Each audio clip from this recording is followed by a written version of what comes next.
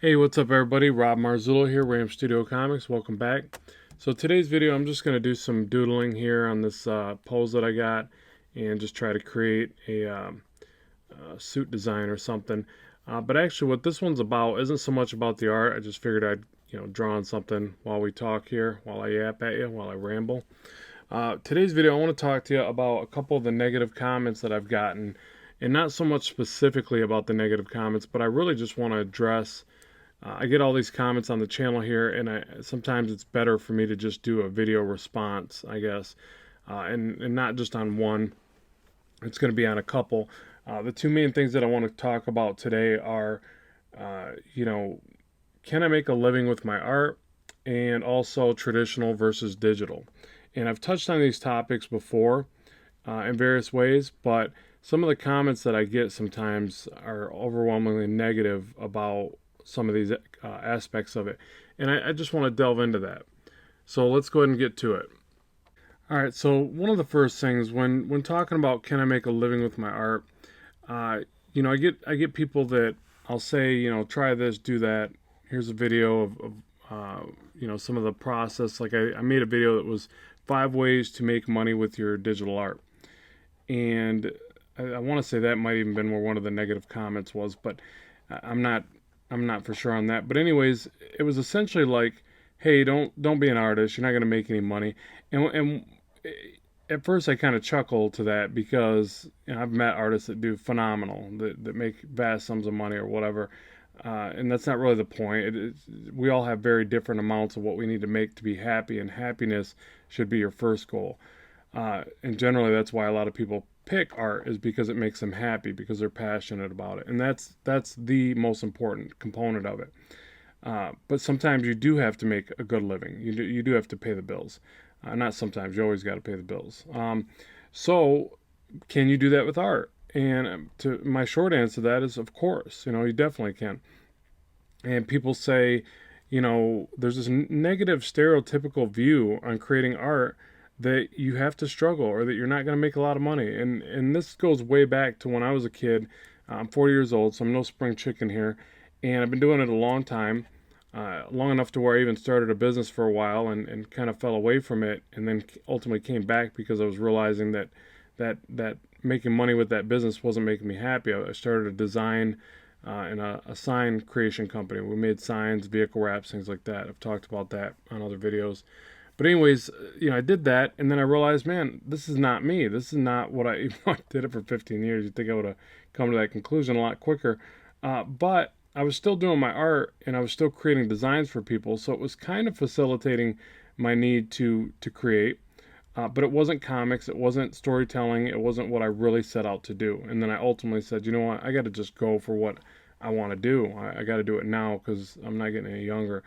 And I wish I would have did it sooner, but whatever. Everything happens for a reason, and I'm not going to regret the past. So that was my thing, and a lot of that came from people giving me that same speech, that same, well, you're not going to make money as an artist, and you better get a real job, and all this negativity that comes with it. Like, I think that the positive people that believed in my art said things like, well, hey, why don't you just move to New York or LA, and where artists go? And I'm like, well, I don't really want to do that, and I really didn't feel like that was for me. I didn't even think I really had the money to make that kind of move, and I was just like, nah, I'm not gonna go that route. And I started working and doing design work for companies, and got a job with a company doing design work. And although there was a lot of great memories there, and I learned a lot through that process, again, that still wasn't what I set out to do. And I think a lot of that came from the negative voices of people saying, get a real job. Don't think that you can make a living with art and all this and that. You're going to struggle with comics. And what happened with comics for me, just so you guys got an understanding to where I'm coming from, so when I give you the information that I'm trying to share, you can identify with it, and either you adopt it or you don't. That's up to you. So essentially, I had comics published. I had a national publication through Time Comics. It got picked up by Diamond Distribution, which really, looking back, probably wasn't that big of a deal. But to me, it was like the world. I thought, oh, this is my big break. I'm gonna be working for Marvel, DC, or Image in no time. And although it made some sales and it sold 15 copies overseas, which I thought was the most amazing thing on the planet, it didn't make me a whole lot of money. In fact, my mom ended up selling the most amount of books, which was kind of funny. She's always been my biggest supporter and fan and obviously salesperson. She sold a bunch of books to her friends and things like that. And yeah, but it was really cool. But it didn't make me all this money and I thought it would make, and I kind of got disheartened with it a little bit. I continued to do comics because I love comics. I'd never stop drawing them, even if I don't ever make money with them. I'm still going to do them, and that's where you know when you're truly passionate about something. If you just do it because you would love to make money at it, you'd love to pay your bills with it and call yourself a success or whatever success means in your world and your narration of that, but regardless, you would just do it because you truly love it. You truly enjoy what you're doing. And that's important because even as a business model, if you're thinking of it like a businessman or whatever, that's important because you're basically saying, I'll always have energy to produce what I do, which is huge because sometimes you get sick and tired of doing what you do. A lot of jobs work that way where somebody does the job because they make great money at it, but they're so sick and tired of it that if they got an opportunity for almost as much money, they'd leave in a heartbeat. And some people choose comics or art or whatever just based on passion, and they make next to nothing sometimes, and that's unfortunate. And I'm not saying it's a bad thing, because if they can figure out a way to still survive off less and be a minimalist in their spending and things like that, that's all awesome. But if that's not an option for you, don't give up on it and think that you can't make a sustainable income, because you can. And I can't vouch for it in the way where I could say, oh, I make all this great money and I'm just rich and I just I buy fancy cars and I have a big swimming pool or whatever. I'm not saying that. It's not about that anyways, but I do make my living. A great portion of my income comes from my art. In fact, well, it all comes from my art now because I started my own studio. I work out of my basement. I do Ram Studios now, and it's working. Now, some of my work is freelance. Some of it's storyboarding. Some of it's covers for books. But more and more of it all the time is just me, just my ideas and what I'm trying to do. And the reason that I can do that now is because the internet and the way that online marketing and all these things, digital online courses, Patreons and Kickstarters and all these different components and sites that have now opened up that are becoming mainstream, that allow artists to create and also allow them to connect with a demographic, a niche audience. Like whenever you study marketing, you're going to hear about niches or niches or how you want to say it, but niches, right? So everybody knows about a niche. You've heard about it. And in selling a product, you got to find your niche. You can either find a large demographic and be better than everybody else that's flooding into that market, which is pretty tough to do, but it can be done. There's definitely people that do that. Or you can be somebody that's the first to do something. And I think that's even harder because there's so many people out there and so many ideas. Good luck thinking of something entirely original, but it can be done. So that's another part of it. Be the first one to do any said thing. And chances are, because of low competition and less market saturation, you're going to do really well with it. But here's the way I like to think about it, okay? Before, you had to maybe, like what I said about moving to New York and LA back in the day, that was always the spiel that you'd get. Because that was like the only way that you would get in front of enough people that liked that creative product, unless you worked for galleries and you had some good gallery backing, unless you had an agent that loved your work. But generally you had to move to those areas to make all those types of connections, or work for a big company, Marvel, DC, Disney, any of these guys, because they had all the connections. So you'd have to work your way up into their ladder system. But now, with the beautiful thing about the internet is that you can do a niche thing. You could pick something that's not that popular in your area, for instance. So say you live in this small city, and I grew up in a blue collar shop type city. It wasn't a small city per se, but it wasn't really art based. I mean, people definitely appreciated art. That's how I did a lot of graphics for people. But it was all blue collar and everybody was shop workers, and that was just the way of life there, you know.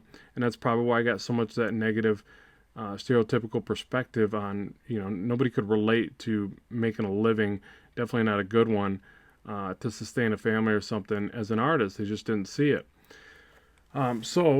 But now with the way that things work with social media, with YouTubes, with, you know, all this stuff, you can share your demographic, your small niche type thing. Like for me, it's comics. You know, not everybody loves comics. Comics are big right now because of movies and because of uh, you know, animated series and all that. And I think it's getting a lot more limelight than it's gotten in the past. But it's still a niche market. It's still not huge. It's not like uh, you know, a commodity. It's not like something people have to have. Um, you know, it's pop culture. It's cool, but it's not as big as like the NBA or something where everybody watches that, everybody pays attention to that. You know, it's a lot smaller demographic. But with the way that things work, with the way that you can create an art piece and share it, and then within a matter of moments, it can be on the other side of the globe, and somebody else can be taking note of it and appreciating it, giving it a like and a thumbs up, and saying they think it's cool. There's a lot of power in that. There's a huge amount of power in that. Just like there's a huge amount of power in creating video and sharing that video of a process, you know, what you know, what you do, and you share that with others. That's huge. That we don't even know the full implications of how powerful that is yet, because it's been around for a while, but it hasn't been available to the masses, kind of thing, like to anybody, to any Joe Schmo, to be able to create something and put it out there. You know, it's been around a few years, obviously, but it's getting very powerful. It's getting very accessible, and there's a huge amount of ability that goes with that, or um, potential. Like, for instance, think about it like this. Back in the day, everybody spent, or they still do, millions and billions of dollars to make commercials. That's what the storyboards I create go to. They're for these big commercial productions. They spend millions of dollars. They hire directors, actresses. They put this stuff together to get it on the boob tube, to show all the people, to promote their product. So what I'm getting at, if they know the value of it, and they spend that kind of money to produce those productions, why wouldn't we all take advantage of it on our smaller scale and put our work out there and promote what we do? It just makes sense. I mean, you should do it. If a big company does it like that, and you have the ability to do it with your you know, your webcam and your screen grabs, and share your work, share whatever it is, you know, whatever you love. It doesn't have to be comics, doesn't have to be art even, but it just, you know, I'm specifically talking about art here because I'm trying to answer back people that just don't see the potential that's right in front of their face. Like it's just right there. It's highly doable. What I've been able to do in a short amount of time is share. By a short amount of time, I mean a year or two, because in business, to me, the first couple of years just are very slow. They you got to grind it out. You got to work hard. You got to put a lot of stuff out there for little return. I've already saw that with the first business I did. So you grind it out, you put the stuff out there, you share what you can, right? You give stuff away for free to drive visibility, to get people to see what you're doing. And then you show them other things like, you know, people ask, hey, how did you do that? And out of the kindness of your heart, you share that. You give them that look into what you're doing. And whenever you help other people get to what they're after, it also helps you get to what you're after. You got to always remember that. I can't remember. There's a quote by like Zig Ziglar or something, and you have to look it up because I'd slaughter it. But it essentially says that you can have what you want in life if you help enough people get what they want in life. It just works that way. You know, I don't know if you want to call it karma, if you believe in God, or whatever you want to call it, but it works that way. Do unto others, kind of thing. You know, help other people learn and do what they want to know. They'll appreciate you for that. You'll establish yourself as a professional in the community, which is highly important for anything that you're trying to. You know, no one's going to buy something from you if you just come out of nowhere and you're like, "Hey, I'm the greatest thing since sliced bread. Here, buy my product." I mean, I wouldn't buy from that person. You know, so you just have to think like that. And the more people you help, it helps you. They remember you, all that good stuff. So just do that, and that will help you in general. And there's never been a better way to do all that, to share all that, than there is now. And I think that's only getting more powerful, and we really don't even know the full extent of where that's going to go, but I see it as being good. I mean, there's definitely probably some bad that'll come out of it as well. But like any great potential, there's always a little bit of negative mixed in there. But so what I'm getting at is when people tell you that, when people say you can't make a living as an artist, I don't know what they're talking about. Maybe it's that old stigma, but it's not true today. I really don't feel that. Like, I probably make about, I don't want to talk numbers because it turns a lot of people off, and it's probably not the right thing to do. But I will tell you percentages. I probably do half of my income with digital content sales, more than half really, and that's growing all the time. So, and the way that I do that, like I shared in that one video, and you can check that out. Make sure there's a link in the description box below if you want to see that one. I use YouTube is a smaller one, but it's still a great shuttle to get work out there and drive traffic to other things. Gumroad, Udemy. Actually, Udemy's been really great lately, so that's a good one if you're into teaching video courses. What else? Patreon a little bit. I do some mentoring, art mentoring on there and things like that. So there's a few different ways, and obviously you've probably heard of Kickstarter. There's a bunch of them, and more are going to get into the market and kind of fight back and forth, and you'll see more of that as time goes on. But the main thing is that you just produce work and you get it out there and you hone your craft. So you can just think about it like this: if you feel like, well, I'm good at making art, but I'm not good at teaching people, then you're going to share more of your work and you're going to do more sites where they do. For instance, I've heard about people that do fantastic off print on demand services. So they'll use places like, I can't remember the names, Redbubble comes to mind, Zazzle or something. I don't know. There's a few sites out there where you can do print on demand. So if you're better at creating the art, but not necessarily good at, say, doing the online teaching or anything like that, then you can make more print on demand items and you can just share the links to that. And if the art's good, it will sell itself. If you've ever followed somebody's art that you really enjoyed, you know that if they made something and it was pretty cool or whatever, you're going to buy it. It's like artists that you admire, you just kind of do that, so you might focus on just creating your work and getting out there. But there is definitely more opportunities than ever for artists to make highly sustainable incomes. And not to mention, the one thing I really love about digital that's making me just do more and more of that as time goes on is I can do the work and the money doesn't stop when I stop. Like any other job I've ever had or work that I've produced, I'll produce something, then I stop, then the income stops. And I just got to go back to figuring out how to try to make some more money.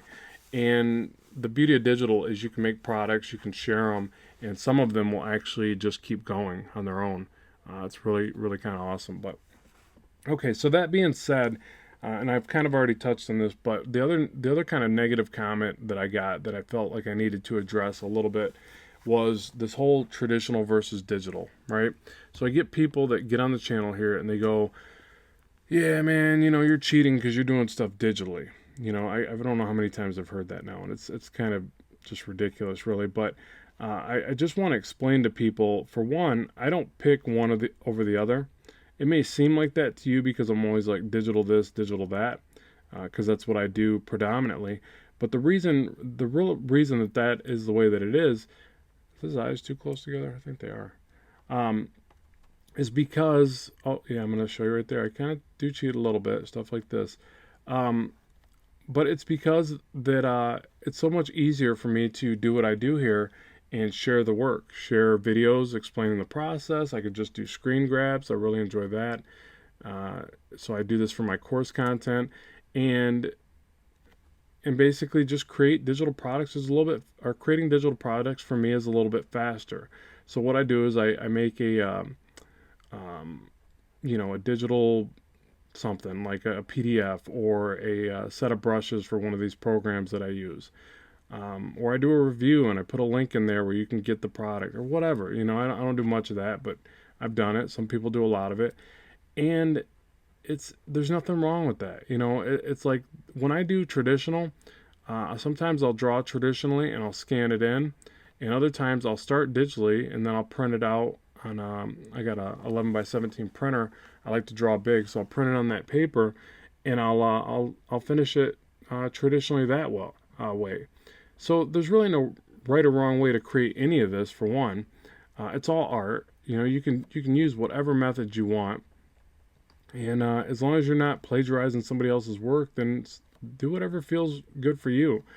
And you know, as far as like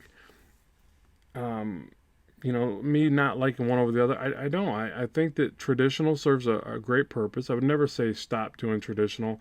Like when I do a comic convention and I'm sitting at a table, guess what? I'm drawing traditional every time. I don't even bring my digital stuff there. I've thought about it, but you know, it's more interactive, I think, and a little bit more personable when you're drawing traditional. So for events like that, like back when I did characters at parties, it was all traditional. But you get these people that get on the channel here, and they just hate on digital, and it's almost like you kind of wonder why they're even watching the video, which doesn't really make sense. Like, well, why are you here if you dislike it that much? And it's not cheating, folks. It's not. For the way I use it, I mean, you see I just nudged his eyes over there real quick, but for the most part, I do everything as traditional as I can. Most of the stuff that you see me doing here, where I'm using layers and I'm nudging things around, that can all be done with a light table anyways. And if you look up some old school artists, I'm not gonna start calling it out because I might get this stuff wrong, but I've heard other more knowledgeable artists than me talk about it. Old school artists did all kinds of cheats. A lot of them use models. Some of the great ones that you thought were the most magnificent artists that ever lived did some cheats. You know, they used models. Using models isn't cheat, but they even fashioned projectors when they didn't even have projectors. They were like making ways to like project things, so that it's not cheating anyways. I didn't mean to use the word cheat because I don't think there are any cheats. I think that as long as you're not, like I said, copying somebody's work and trying to pass it off as your own, that's wrong for obvious reasons. But other than that, it's like just create, just enjoy the creation process, have fun with it, do great art. That's it. Don't get so caught up into right, wrong, and things like that, because you'll probably stagnate your creative process. And there's going to be some professions that you get into with art.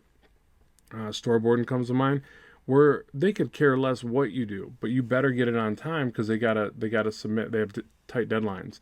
Other than that, that's it. I mean, they don't really care if you trace, paint over, whatever, use your own artwork over and over again. They don't care about that.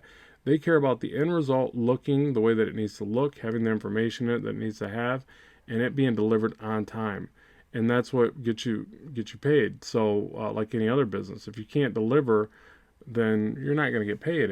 Just that's not how business works. So so at any rate, that's a couple of things I just wanted to yap about. Hopefully that gives you a little bit of insight, and I hope it doesn't come across as negative. I really don't mean it to be negative. I want it to be more enlightening than anything.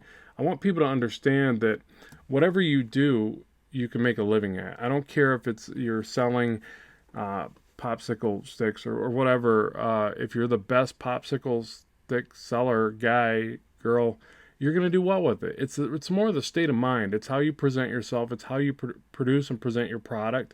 But just keep in mind that now there's never been a better time for artists to market themselves, to get their stuff out there, to take a small niche of something and actually make it big, because you're working off a global market, a global scale. So there's huge amounts of potential there. If you got any questions, comment in the section below. I'll do my best to help you out. And I appreciate you watching the channel. Let me know what you think and what you'd like to see in the future. As always, keep drawing, keep having fun, and I will talk to you soon.